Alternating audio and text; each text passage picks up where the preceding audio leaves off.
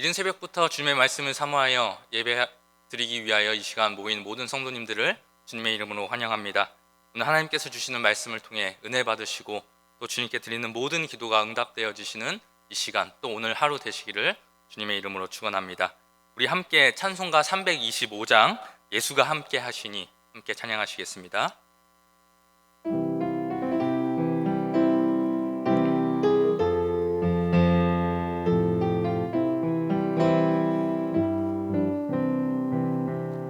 예수가 함께 계시니 시험이 오나 겁없네. 기쁨의 근원 되시는 예수를 위해 삽시다. 날마다 주를 섬기며 언제나 주를 기리고 그 사랑 안에 살면서 딴 길로 가지 맙시다. 이 세상 사는 동안에 주 이름 전파하면서 무한한 복락 주시는 예수를 위해 삽시다. 날마다 주를 섬기며 언제나 주를 기리고 그 사랑 안에 살면서 딴 길로 가지 맙시다. 이 세상 친구 없어도 예수는 나의 친구니 불의한 일을 버리고 예수를 위해 삽시다. 날마다 주를 섬기며 언제나 주를 기리고 그 사랑 안에 살면서 딴 길로 가지 맙시다.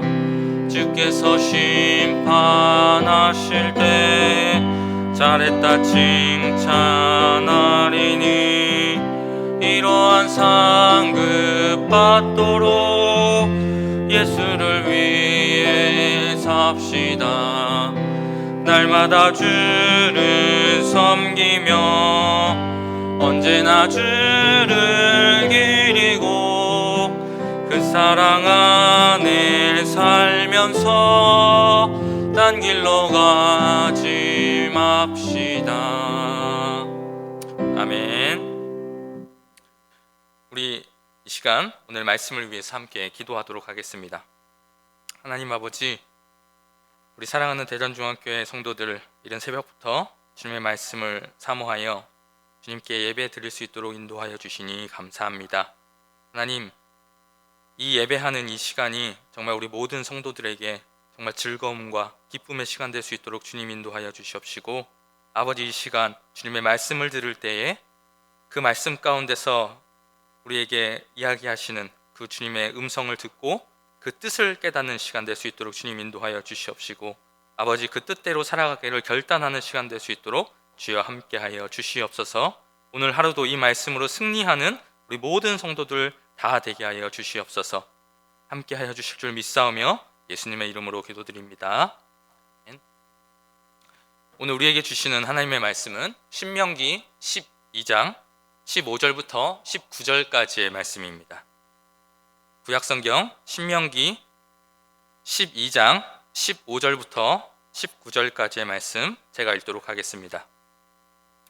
그러나 내 하나님 여호와께서 내게 주신 복을 따라 각 성에서 내 마음에 원하는 대로 가축을 잡아 그 고기를 먹을 수 있나니 곧 정한 자나 부정한 자를 막론하고 노루나 사슴을 먹는 것 같이 먹으려니와 오직 그 피는 먹지 말고 물같이 땅에 쏟을 것이며 너는 곡식과 포도주와 기름의 11조와 내 소와 양의 처음 난 것과 내 서원을 갚는 예물과 내 낙헌 예물과 내 손의 거제물은 내 각 성에서 먹지 말고 오직 내 하나님 여호와께서 택하실 곳에서 내 하나님 여호와 앞에서 너는 내 자녀와 노비와 성중에 거주하는 레위인과 함께 그것을 먹고 또 내 손으로 수고한 모든 일로 말미암아 내 하나님 여호와 앞에서 즐거워하되 너는 삼가 내 땅에서 거주하는 동안에 레위인을 저버리지 말지니라. 아멘. 오늘 우리가 읽은 신명기 12장 15절부터 19절까지의 말씀을 가지고 허락된 것, 금지된 것이라는 제목으로 함께 말씀을 나누도록 하겠습니다. 우리가 계속해서 살펴보고 있는 신명기 12장 말씀은 이스라엘 백성이 가나안에 들어가게 될 때 지켜야 할 규례와 법도에 대해서 알려주신 말씀입니다. 우선 가나안에 들어가면 가장 먼저 해야 될 것을 무엇이라고 말씀하셨냐? 우상의 제단을 헐어야 한다라고 말씀하셨습니다.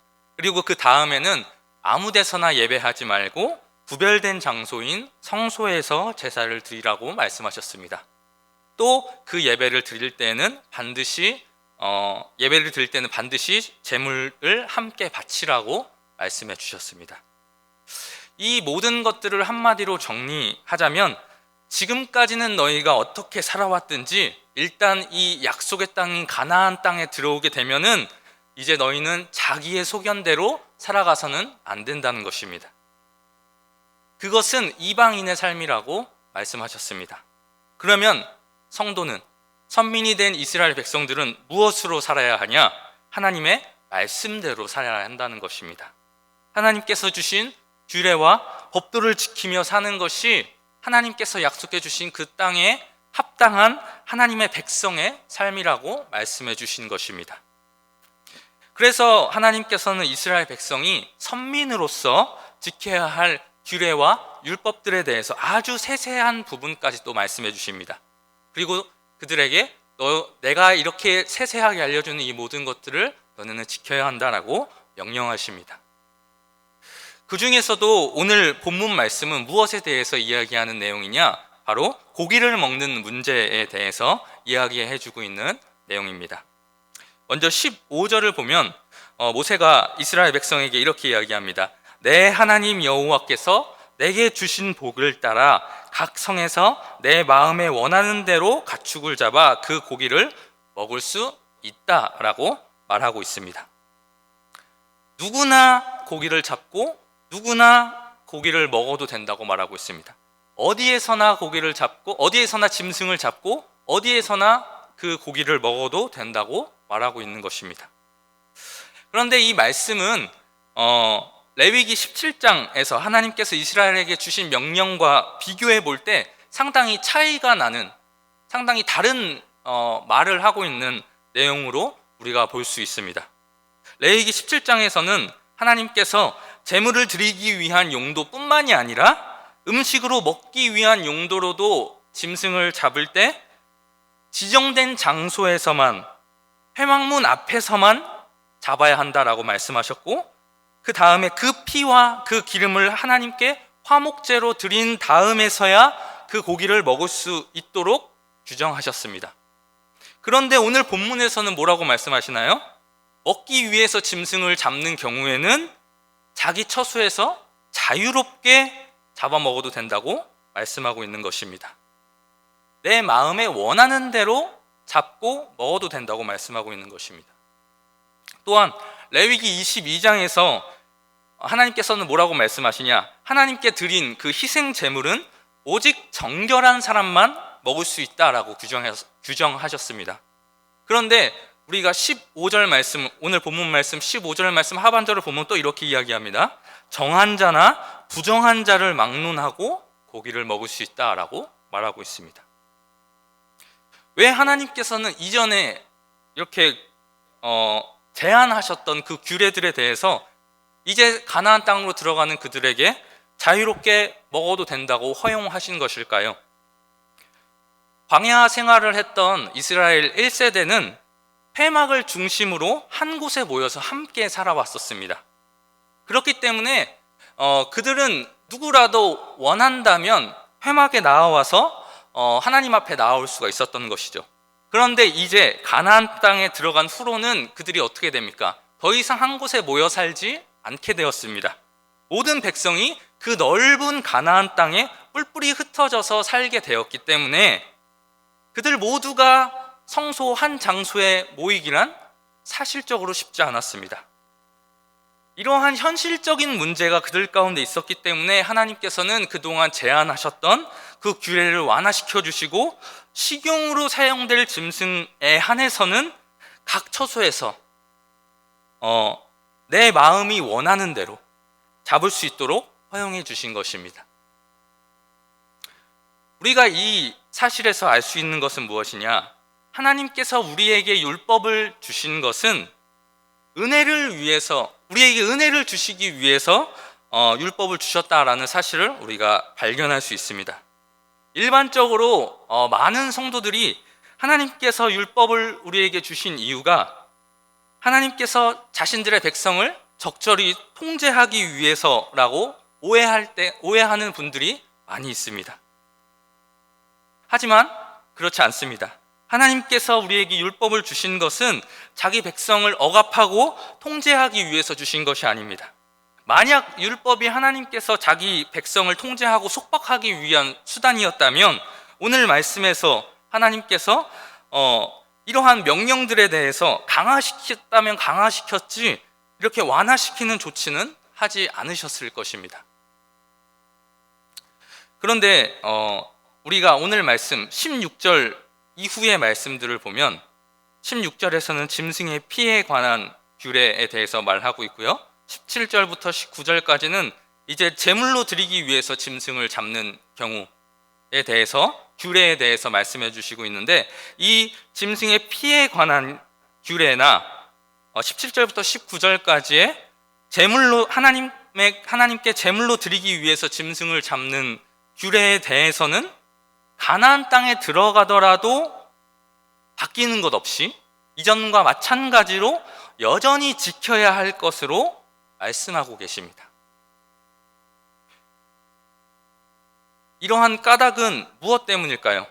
왜 앞에서는 이제 가나안 땅에 들어가셔서 새롭게 그들에게 허용을 해주셨는데 왜 짐승의 피에 관한 규례에 대해서는 또 하나님께 드리는 그 예물에 관한 규례에 대해서는 이전과 변동 없이 계속해서 그들에게 똑같이 지키라고 말씀하시는 것일까요?